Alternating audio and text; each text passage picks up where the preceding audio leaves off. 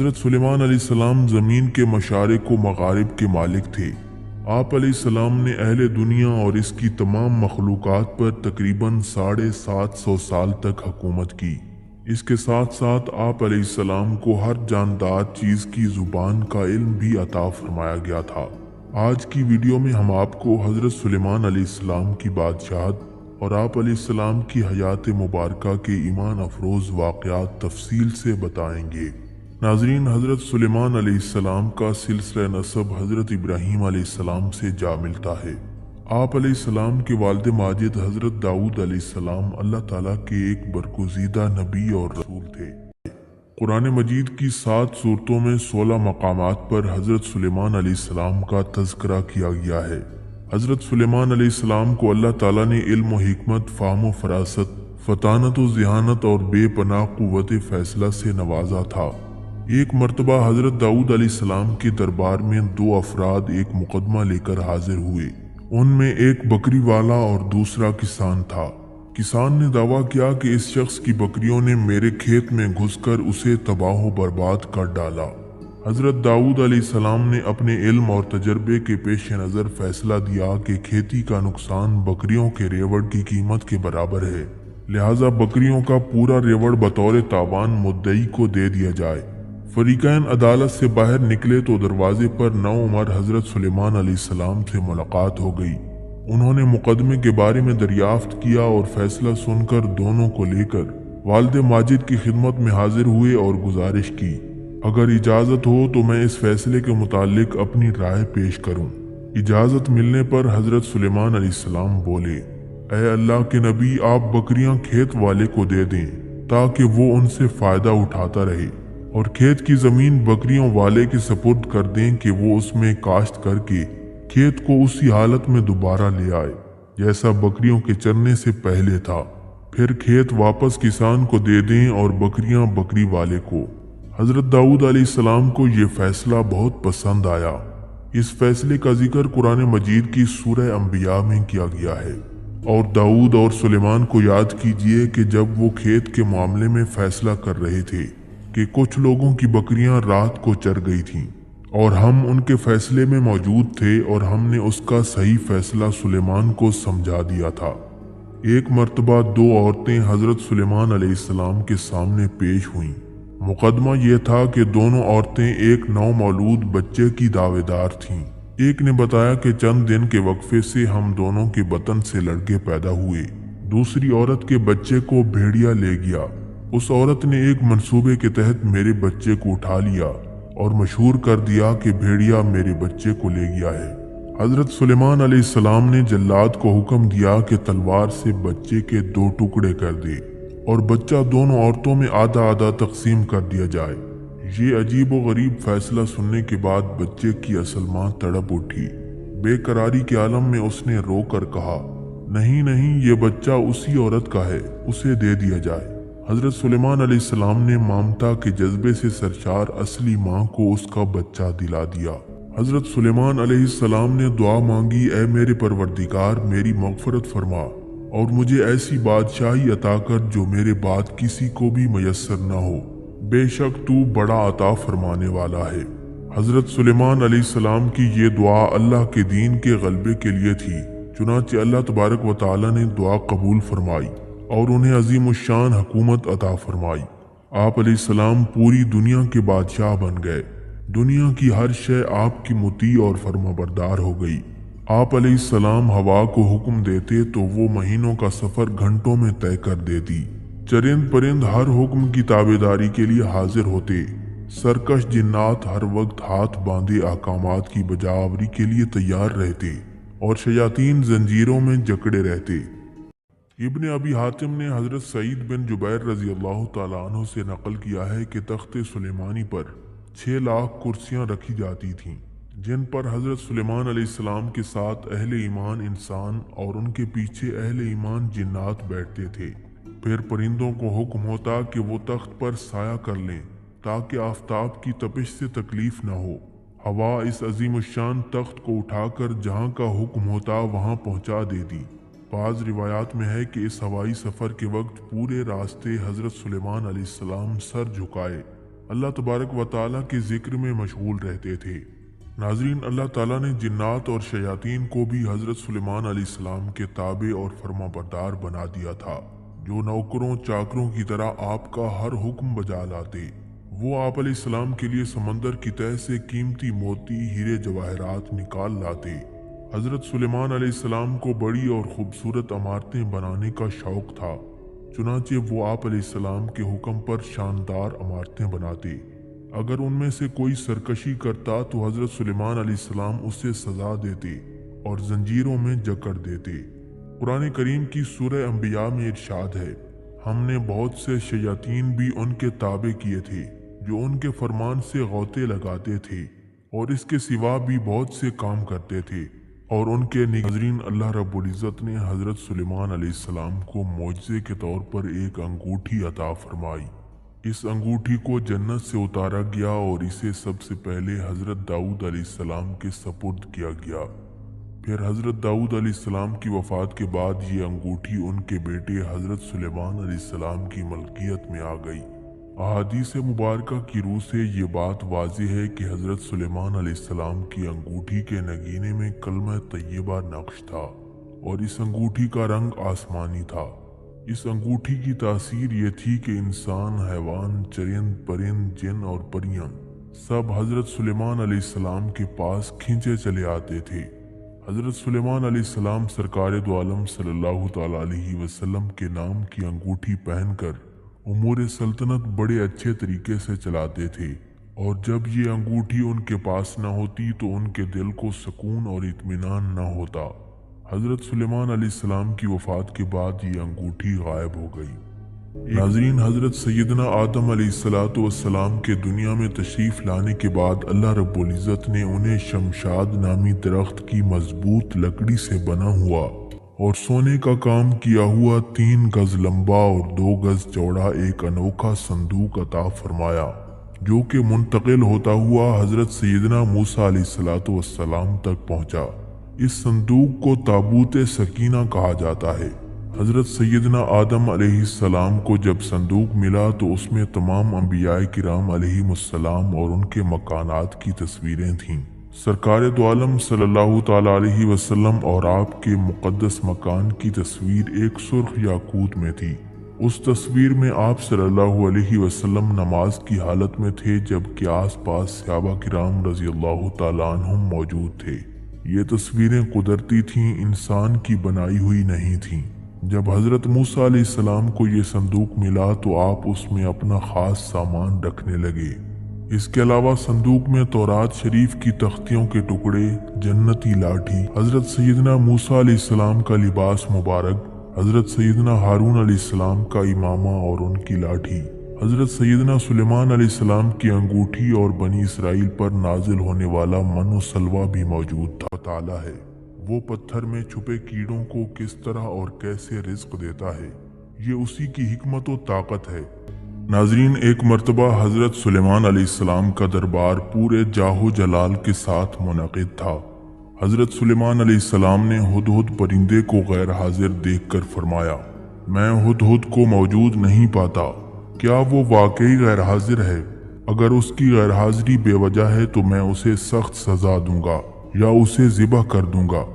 اس کی بخشش صرف اسی صورت میں ہوگی کہ وہ اپنی غیر حاضری کی کوئی معقول وجہ بتائے۔ ابھی زیادہ دیر نہیں گزری تھی کہ ہدہد حاضر ہو گیا، اور حضرت سلیمان علیہ السلام کی باز پرس پر اس نے کہا، میں ایک ایسی خبر لایا ہوں جس کی آپ کو اطلاع نہیں ہے۔ وہ خبر یہ ہے کہ یمن کے علاقے میں سبا کی ملکہ رہتی ہے اور خدا نے اسے سب کچھ دے رکھا ہے۔ اس کا تخت سلطنت اپنی فوجوں کے اعتبار سے عظیم الشان ہے۔ ملکہ سبا اور اس کی قوم آفتاب پرست ہیں۔ شیطان نے انہیں گمراہ کر دیا ہے اور وہ اللہ وحدہ لا شریک کی پرستش نہیں کرتے۔ سبا کا دارالخلافہ کارب تھا۔ اس علاقے کے لوگ چشموں پر بند باندھ کر آب پاشی کے لیے استعمال کرتے تھے۔ دارالحکومت میں سب سے بڑا بند سد قارب کے نام سے مشہور تھا، جس کے دونوں طرف پھلوں اور خوشبودار پھولوں کے سرسبز و شاداب باغات تھے۔ اہل سبا کی نافرمانیاں جب بڑھ گئیں تو ان پر عذاب آ گیا۔ سد قارب ٹوٹ گیا، بستیاں اجڑ گئیں، باغات ویران ہو گئے اور اہل سبا منتشر ہو گئے۔ قوم سبا تجارت پیشہ اور مالدار تھی۔ سبا والے مشرک اور بت پرست تھے اور سورج کو سب سے بڑا دیوتا مانتے تھے۔ ہدہد نے اپنی غیر حاضری کی وجہ بیان کی تو حضرت سلیمان علیہ السلام نے کہا، تیرے سچ اور جھوٹ کا امتحان ابھی ہو جائے گا۔ اگر تو سچا ہے تو میرا یہ خط لے جا اور اس کو سبا والوں تک پہنچا دے اور انتظار کر کے وہ اس کے متعلق کیا گفتگو کرتے ہیں۔ ہدہد پرندہ جب خط لے کر پہنچا تو ملکہ سبا آفتاب پرستی کے لیے جا رہی تھیں۔ ہدہد نے راستے میں ہی یہ خط ملکہ سبا کے سامنے ڈال دیا۔ ملکہ نے اٹھا کر خط پڑھا اور درباریوں سے کہا کہ ابھی میرے پاس ایک مکتوب آیا ہے جس میں درج ہے، یہ خط سلیمان کی جانب سے ہے اور اللہ کے نام سے شروع ہے جو بڑا مہربان اور رحم کرنے والا ہے۔ تمہیں ہم سے سرکشی اور سربلندی کا اظہار نہیں کرنا چاہیے۔ تم میرے پاس اللہ کی فرما بردار بن کر آ جاؤ۔ ملکہ سبا نے خط کی عبارت پڑھ کر کہا، اے میرے اراکین سلطنت، تم جانتے ہو کہ میں امور سلطنت میں تمہارے مشورے کے بغیر اقدام نہیں کرتی، اس لیے اب تم مشورہ دو کہ مجھے کیا کرنا چاہیے۔ اراکین حکومت نے عرض کیا، جہاں تک مرعوب ہونے کا تعلق ہے اس کی قطعاً ضرورت نہیں، کیونکہ ہم زبردست طاقت اور جنگی قوت کے مالک ہیں۔ رہا مشورے کا معاملہ تو آپ جو چاہیں فیصلہ کریں، ہم آپ کے فرما بردار ہیں۔ ملکہ سبا نے کہا، جس عجیب طریقے سے سلیمان کا پیغام ہم تک پہنچا ہے، اس سے واضح ہے کہ وہ ہمیں متوجہ کرنا چاہتا ہے۔ سلیمان کے معاملے میں سوچ سمجھ کر قدم اٹھانا چاہیے۔ میرا ارادہ ہے کہ چند قاصد روانہ کر دوں جو سلیمان کے لیے عمدہ اور بیش قیمت تحائف لے جائیں۔ ملکہ سبا کے قاصد تحائف لے کر حضرت سلیمان علیہ السلام کی خدمت میں حاضر ہوئے تو حضرت سلیمان علیہ السلام نے فرمایا، تم اپنے تحائف واپس لے جاؤ اور اپنی ملکہ سے کہو کہ اگر اس نے میرے پیغام کو قبول نہ کیا تو میں عظیم الشان لشکر کے ساتھ سبا والوں تک پہنچوں گا اور تم اس کی مدافعت اور مقابلے سے عاجز رہو گے۔ قاصد نے واپس آ کر ملکہ سبا کے سامنے صورتحال بیان کر دی اور حضرت سلیمان علیہ السلام کی عظمت و شوکت کا جو منظر دیکھا تھا اسے حرف بحرف سنا دیا۔ قاصد نے بتایا کہ ان کی حکومت صرف انسانوں پر ہی نہیں بلکہ جنات اور حیوانات بھی ان کے تابع اور فرما بردار ہیں۔ ملکہ سبا نے یہ تمام احوال سن کر طے کر لیا کہ حضرت سلیمان علیہ السلام کے سامنے فرما بردار ہو کر حاضر ہو جائے، چنانچہ وہ سفر پر روانہ ہو گئی۔ ادھر حضرت سلیمان علیہ السلام کو معلوم ہو گیا کہ ملکہ سبا حاضر خدمت ہو رہی ہے۔ آپ نے اپنے درباریوں کو مخاطب کر کے کہا، میں چاہتا ہوں کہ ملکہ سبا کے یہاں پہنچنے سے پہلے اس کا شاہی تخت اس دربار میں موجود ہو۔ ایک جن جس کا نام عفریت تھا کہنے لگا، میں ملکہ سبا کا تخت دربار برخاست کرنے تک لا سکتا ہوں۔ عفریت جن کی بات سن کر ایک صاحب علم کتاب انسان جس کا نام آصف بن برخیہ تھا کہنے لگا، اس سے پہلے کہ آپ کی پلک جھپکے میں ملکہ سبا کا شاہی تخت آپ کی خدمت میں پیش کر سکتا ہوں۔ میرے پاس اللہ کی کتاب کا علم ہے۔ حضرت سلیمان علیہ السلام کی پلک جھپکی تو دیکھا کہ دربار میں ملکہ سبا کا تخت موجود تھا۔ شاہی دربار میں رکھے ہوئے تخت میں حضرت سلیمان علیہ السلام نے تبدیلی کرنے کا حکم صادر فرمایا۔ حضرت سلیمان علیہ السلام نے فرمایا کہ میں دیکھنا چاہتا ہوں کہ ملکہ سبا یہ دیکھ کر حقیقت کی راہ پاتی ہے یا نہیں۔ پھر جب ملکہ سبا حضرت سلیمان علیہ السلام کی خدمت میں حاضر ہوئی تو اس سے پوچھا گیا، کیا تیرا تخت ایسا ہی ہے؟ ملکہ سبا نے جواب دیا، ایسا معلوم ہوتا ہے جیسے وہی ہے۔ ملکہ سبا نے اس کے ساتھ ہی یہ کہا، مجھے آپ کی بے نظیر اور عظیم الشان قوت کا پہلے سے علم ہو چکا ہے، اس لیے میں مطیع اور فرما بردار بن کر حاضر ہوئی ہوں۔ اب تخت کا یہ حیران کن معاملہ تو آپ کی لاسانی طاقت کا مظاہرہ ہے اور یہ ہماری اطاعت کے لیے تعزیانہ ہے، اس لیے ہم آپ سے فرما برداری کا اظہار کرتے ہیں۔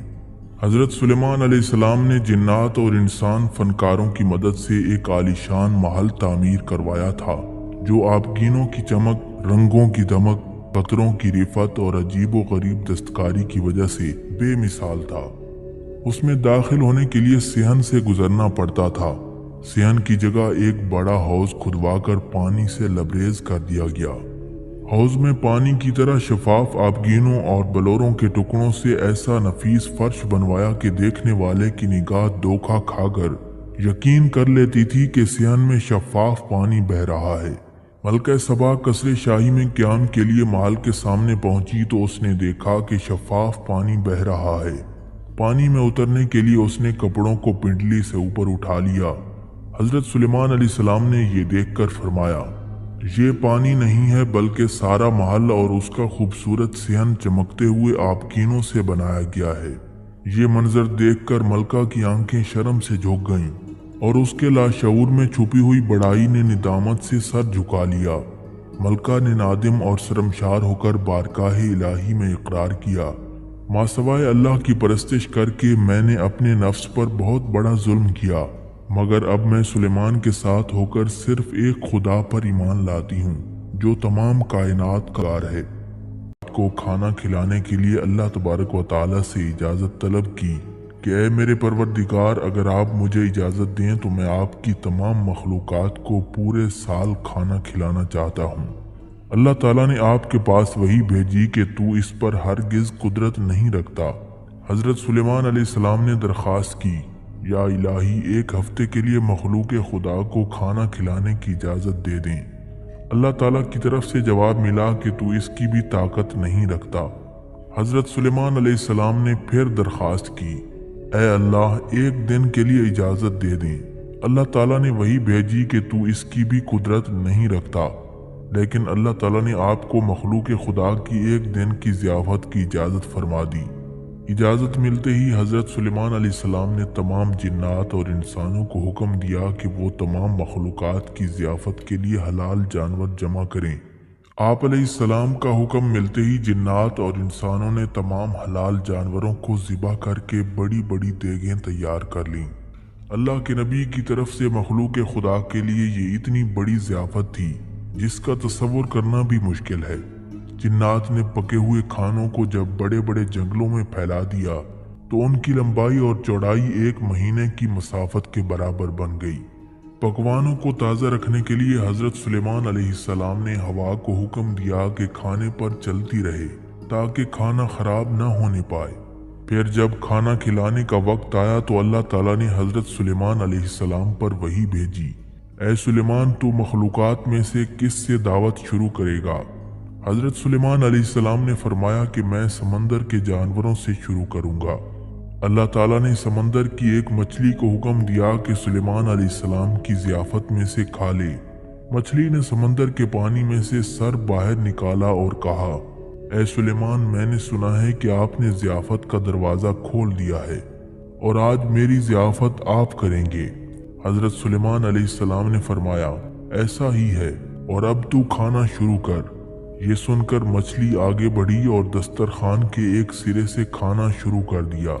उस मछली ने एक ही साथ में महीनों मुसाफत तक फैला हुआ खाना खा लिया, लेकिन उसका पेट मुकम्मल तौर पर भर ना सका।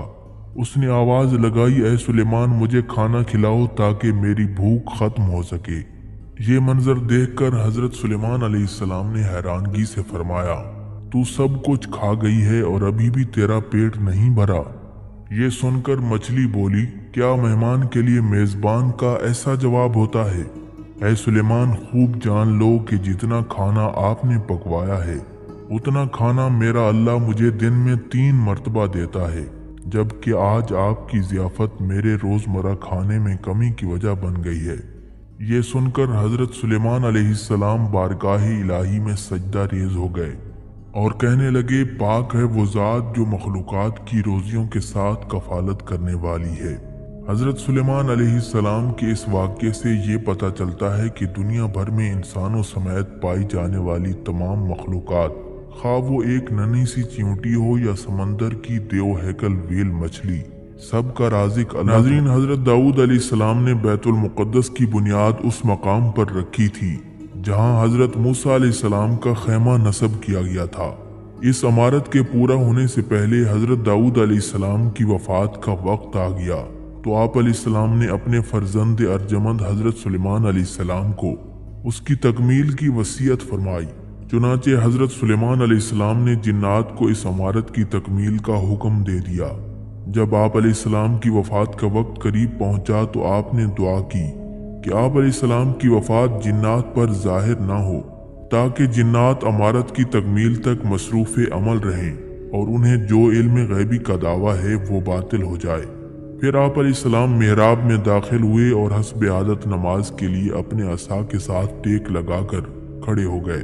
जिन्नात दस्तूर के मुताबिक अपनी खिदमत में मशगूल रहे और ये समझते रहे कि हज़रत सुलेमान अलैहिस्सलाम जिंदा हैं और हज़रत सुलेमान अलैहिस्सलाम का अरसे दराज तक इसी हाल पर रहना उनके लिए कुछ हैरत का बायस नहीं था, क्योंकि वो बारहा देखते थे कि आप अलैहिस्सलाम तवील मुद्दत तक इबादत में मशगूल रहते हैं और आप अलैहिस्सलाम की नमाज बहुत लंबी होती है। इसी तरह आप अलैहिस्सलाम की वफ़ात के बाद एक तवील मुद्दत तक जिन्नात आप अलैहिस्सलाम की वफ़ात पर मुत्तले न हुए और अपने काम में मशगूल रहे, यहाँ तक कि दीमक ने आप अलैहिस्सलाम का असा मुबारक खा लिया और आप अलैहिस्सलाम का जिस्म मुबारक जो लाठी के सहारे से कायम था ज़मीन पर तशरीफ़ ले आया। उस वक्त जिन्नात को आप अलैहिस्सलाम की वफ़ात का इल्म हुआ। मोर वीडियो देखने के लिए सुनहरी चैनल को सब्सक्राइब करें।